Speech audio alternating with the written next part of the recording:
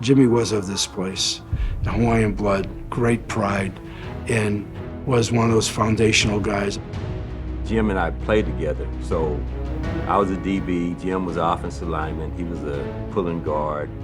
I can remember he was such a good athlete that he could hit one guy and keep going down the field, hit another guy and keep going down. I mean, he had unbelievable balance. For him to play for the University of Hawaii and do great things and be as decorated as he was as a Rainbow Warrior and then play for the Hawaiians, I mean, he's part of the two, you could make the argument, the two biggest football entities in the state of Hawaii's history.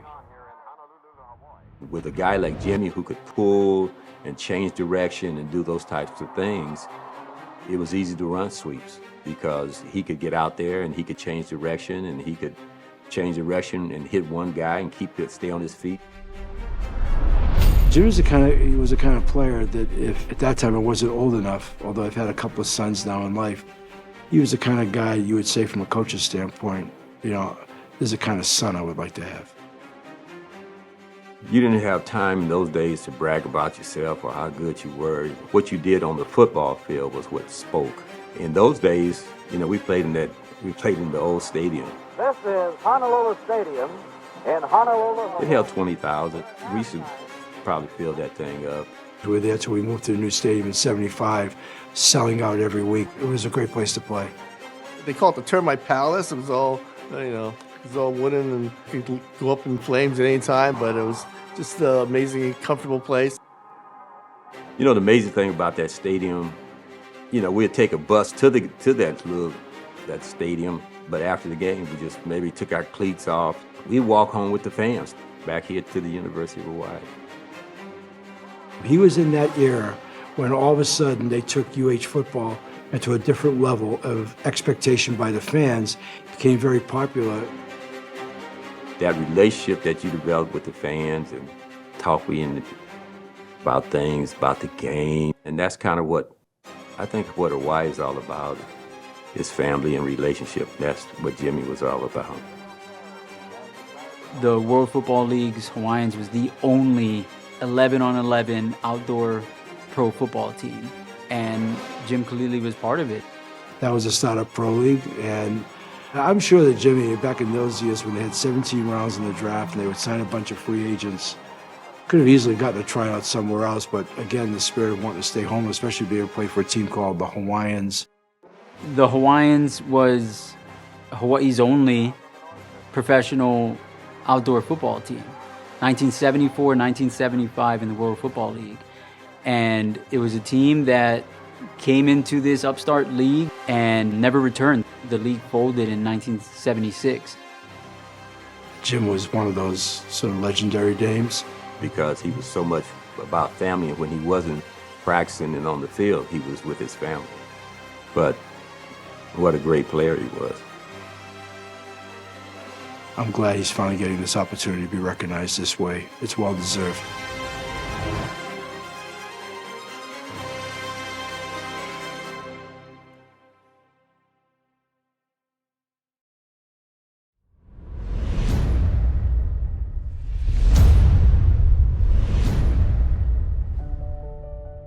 He gives a yellow card to Amy Hayes that time. She kicked the ball across the net and it hit Tita Ahuna. That's the wrong person, by the way, to kick the ball at.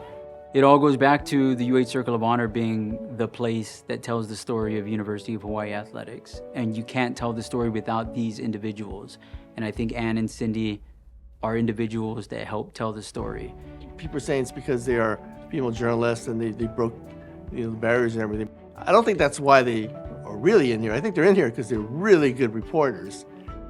I think they were strong women that were kind of ahead of the game. They knew about sports. They had a really good understanding of, volleyball for sure. Shaw called the right play and they got a good side out. Smith with the aggressive jump serve, but T. Williams with the aggressive T-bomb.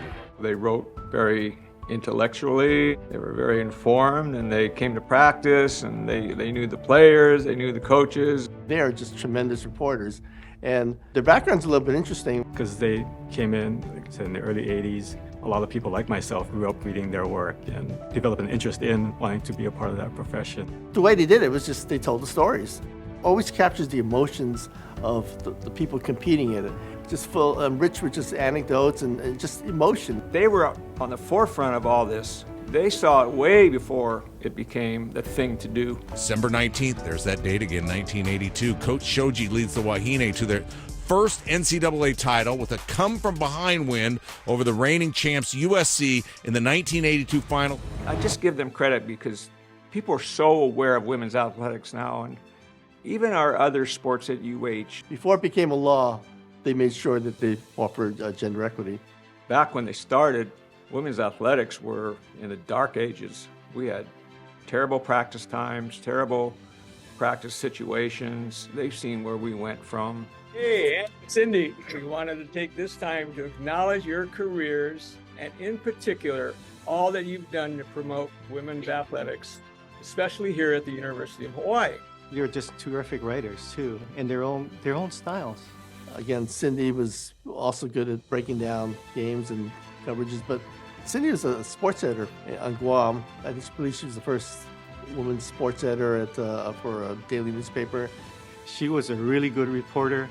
She had a really interesting upbringing because she wanted to be an athlete too, and she got pushed back. But she tells me stories about how frustrated she was that they had to play in skirts when they basketball, and they only could go to half court because they thought women couldn't play a full court on basketball. She went to UCLA, eventually went to Guam, and then came to the Honolulu Star Bulletin. Their best part about their stories is you came away feeling like you knew the players or what they experienced or what they went through. She believed that if you work hard, if you're an athlete, student athlete particularly, that you deserve equal treatment. That's what she did. You know, they had their own style. They were not the same. They wrote differently. They wrote, in a lot of ways it was similar in the reporting, but it was their own kind of way to say it. Anne, I believe, was a softball player in college. She's an excellent golfer. For her to take a sport that she really didn't have a lot of knowledge of and to become the foremost expert on it, she understood it, and she's so trusted in that sport that when Dave Shoji wanted his autobiography written, she wrote the Dave Shoji story. I really respected them as reporters, and I think they respected me as a coach, and so it was kind of a mutual admiration for each other. We were all kind of family, so it was kind of neat that here's a media person who's really not involved with the team or with the university, but actually was part of the family. It's over. Suzanne Aggie ends it. The PCAA Player of the Year, Hawaii, has won a national title. They were so talented and so passionate about what they did, and especially passionate about the game of volleyball, that I feel like they were trailblazers for everybody. They didn't make it a men versus women thing. They're just saying, why aren't women getting something better than this? Why don't they get the same rewards? Why don't they get the same coverage? They don't get enough ink. You know, they deserve coverage. They deserve coverage as much as men deserve coverage. Cindy and Ann set the tone for how you cover University of Hawaii volleyball, whether it's on the women's or men's side. And to this day, that their impact is felt because Hawaii still covers volleyball better than anybody in the country. And they set the tone for that.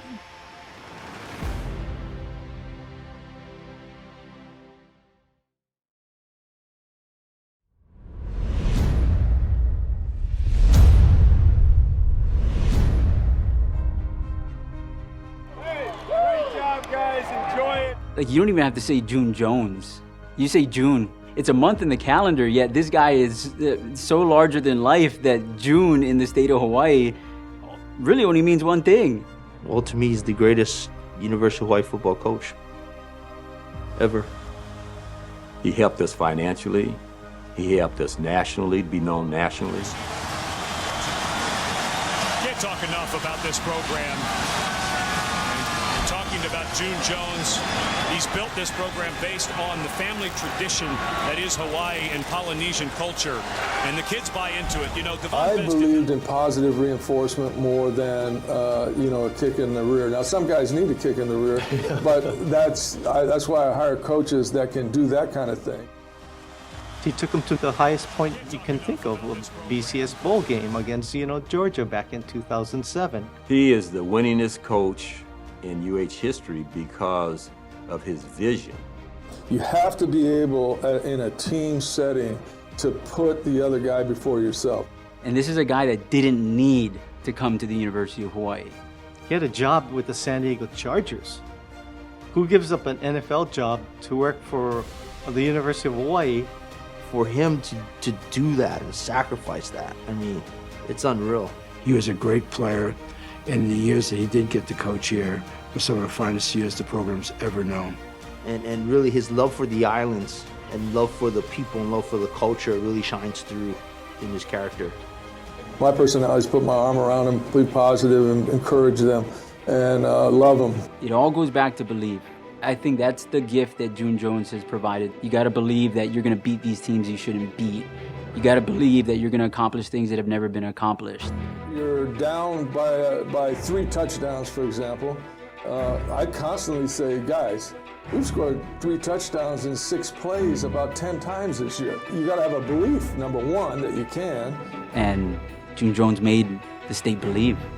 When he sees the defense, he knows what he needs to do to defeat it, and how he's going to be successful with his offense.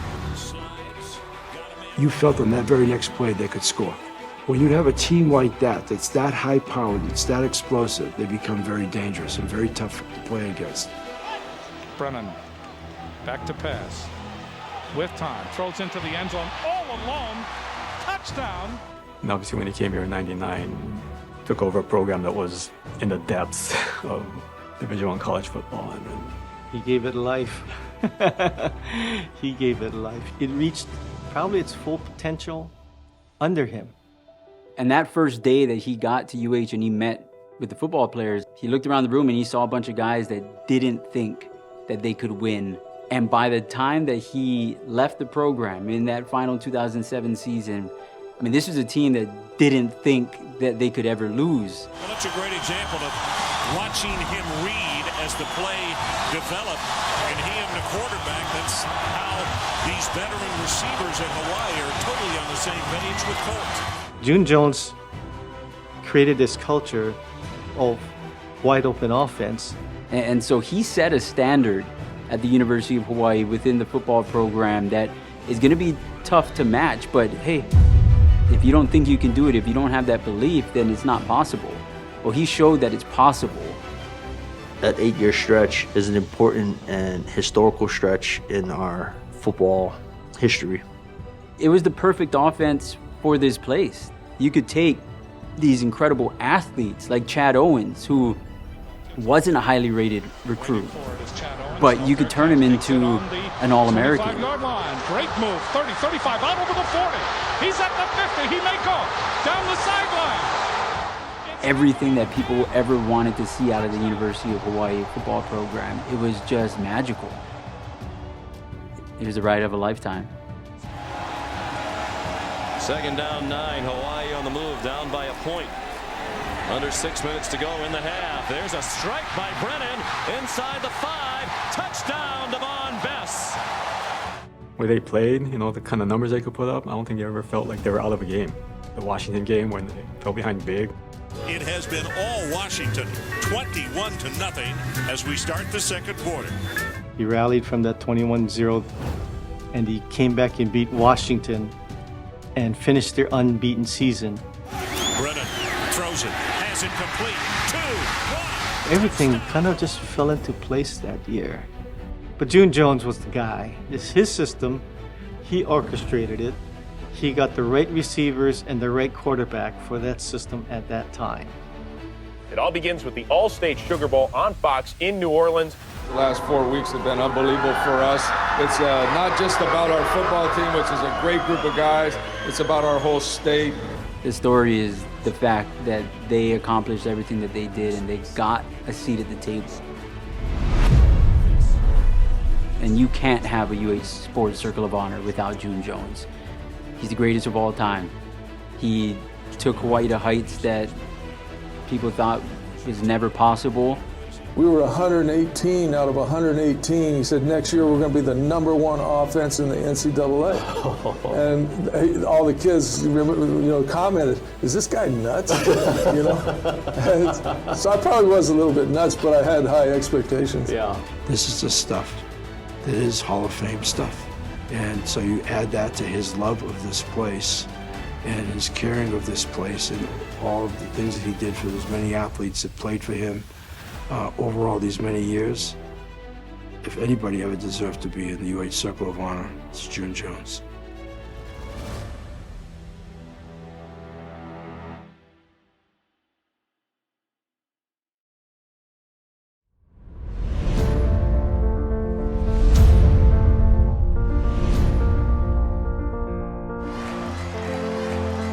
Going on here in Tuscaloosa, the small patch of Rainbow Wahine fans that have traveled all the way from the islands. This is it. This is the last chance for Hawaii, and it's the best chance as we are at the top of the order. Kelly Majum, Jessica Iwata, Melissa Gonzalez, and between them, unbelievable amount of home runs for this team in the Super Regionals. If I were to tell you that there was a year that the UH football team won the WAC championship, the women's volleyball team won the WAC championship, the UH baseball team won the WAC championship, yet this softball team would be the one that is the most memorable of the bunch, you'd think I was crazy.